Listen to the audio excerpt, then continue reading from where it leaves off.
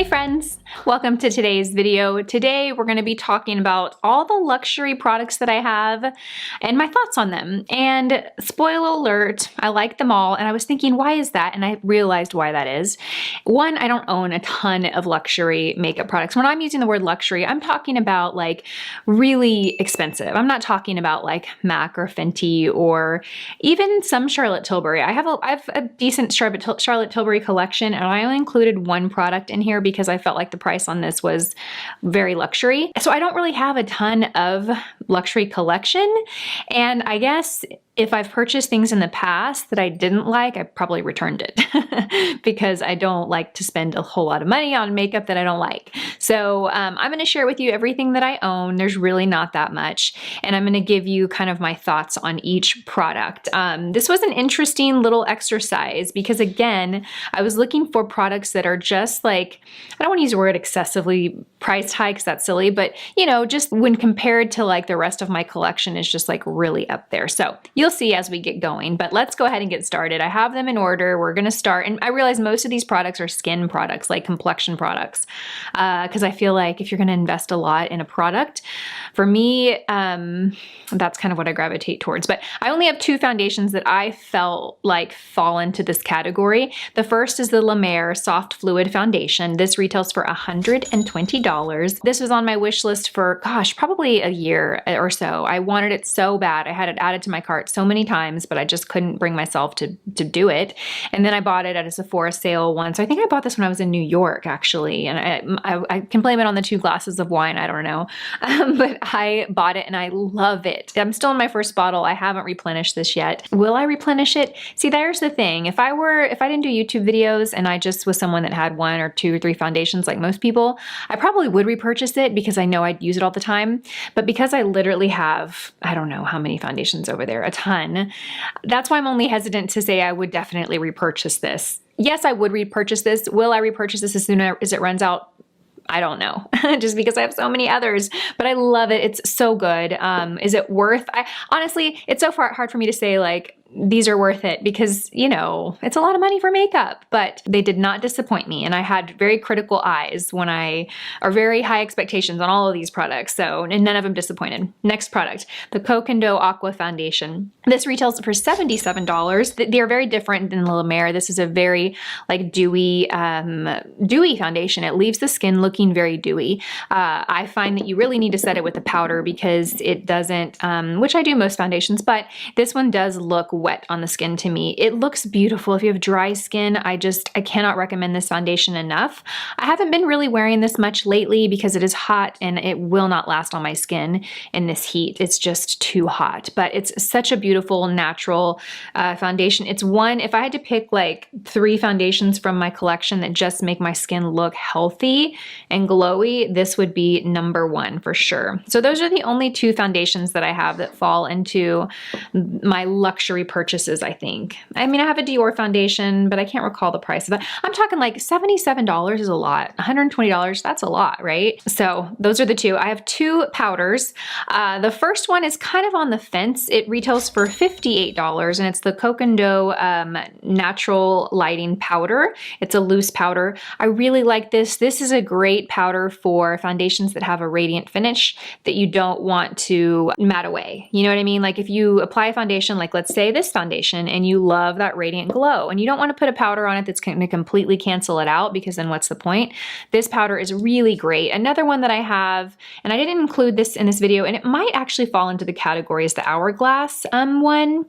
Now that I think about it, this one's $58. I'm not quite sure how much the Hourglass one, it might be right around there, but those are the 2 powders that I have for that radiant look, and I kind of prefer this one over that one, so I wanted to share that. The next powder is a $95 powder, so I think we can all agree that that's definitely at the very high end of luxury. It's the Mera, the powder. Did I purchase these together? I can't remember if I purchased these together. I doubt I did because I don't know that I could do that. For some odd reason, it feels easier for me to purchase one of them one week, the next week, and it feels a little better than purchasing them both in the same purchase. Is that crazy or weird? Is anyone else like that? It's like a lot of little purchases are easier to digest than one big one. It sounds silly, I know.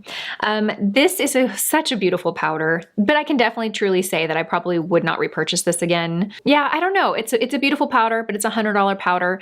And I do think that there are really great other options that are considerably less than this. And I don't really put as much weight in the powder that I do in the foundation. You know what I mean? Like, I use such a small amount of the powder. First of all, I don't think I'm gonna run out of this ever, but I use such a small amount of powder that it's not a product that I feel like I need to spend $100 on. You know what I mean? So even though I love it and it's a beautiful powder, I probably would not purchase that again. Okay, moving right along to, I have two bronzers. The first one, again, kind of falls in that line. It's $49. And $49, you know, that's a high price tag for a bronzer, I feel like. I feel like for certain categories, there's kind of this threshold. And I mean, let's just call it 50 bucks. It's 50 bucks, and it's this bronzer. It's the Marc Jacobs Omega bronzer. And this was another one. Pretty much all of these things were kind of on my wish list for a long time. And I love it. It's a beautiful matte bronzer. If you're looking for a matte bronzer that is not too warm and not too cool or gray. So when I'm saying warm, that's what I mean. Like, it's not too orangey of a bronzer, and it's not too cool. I mean, it's not too gray looking. It's really a good kind of middle of the ground bronzer. It's going to warm up the skin without looking fake. And because it is kind of the middle of the road, you can contour with it too. You know, when you contour, you typically want a cooler shade because that creates definition and creates the illusion of a shadow, which is what you do when you contour. And I do think that this is one of the bronzers that I have that I could do both with. I really love it. It's a go-to. I wear it all the time. You guys see me apply it in my videos all the time. The next one was a wish list item for a long time, and it was actually my very first Charlotte Tilbury product, and it's the Film Star Bronze and Glow palette. This retails for $68. Is that right? Yes, $68. This was on my list for a long time, and I finally got it, and I love it. It was my first introduction to the brand, and I have to say, I have many Charlotte Tilbury products. I should actually do a Charlotte Tilbury dedicated video soon with everything that I have. I have yet to find a product of hers that has disappointed me, truly. I can truly say that. I have not purchased one of her products that I have disliked.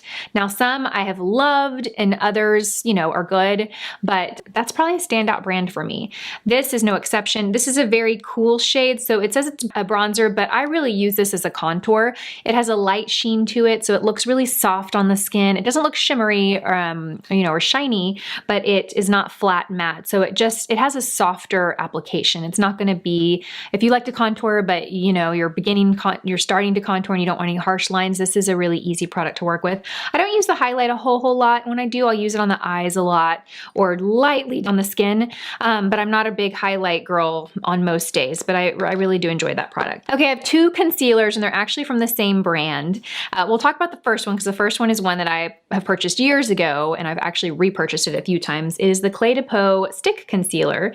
This has an SPF of 25. I am the shade Beige, and this is kind of like, I feel like one of those cult classic products from their collection or from their line. I feel like this is the product you hear spoken about all the time. It's a stick concealer, so it's more on the drier side as far as consistency and payoff, but it has like this velvety finish to it that it doesn't look dry like other stick concealers.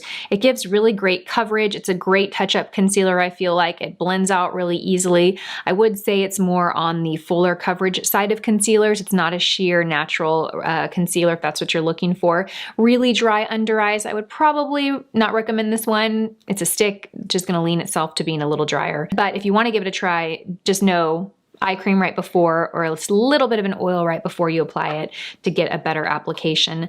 Again, I have personally purchased this myself a few times and I really like it.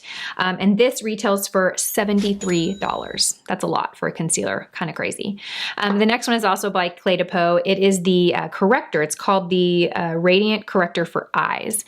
And this one I actually got as part of a collab that I did with Nordstrom, I think last year. So it was one of those things where I wanted to try new products and I purchased it for that. Very different than the stick, okay? So this is more coverage. This is gonna be more of a natural coverage, but this still will give you good coverage. It's not as sheer as the YSL Tushy Clock, is that what they call it? Corrector. It's not that sheer. That one's really sheer. This one has more coverage. You can use this as a concealer on its own. It says it's radiant. I don't know that I would say it's radiant, but it's definitely not dry. It's not as dry as the stick. So this might be a great option if you like a lighter weight. It's a little pin. It has a little push top here. This one I do not think has any SPF. It doesn't mention any SPF. So something to note. Okay, next. Okay, this is a cream blush that retails, oh, I didn't tell you the Corrector retails for $65, and I am the shade Beige. Am I the shade Beige, both of them? I think I'm the shade Beige in both of them. Okay, so the next product is also by Clé de Peau. This was also part of a collaboration that I did last year with Nordstrom, and I love this. I wear this every day, actually. This may sound silly, but when I go run, I pop on a little bit of cream blush. I don't know why. I run outside, but I don't know. It just helps me feel alive. And I love this product. I actually use the BK Beauty 108 brush, which is our smaller tapered powder brush.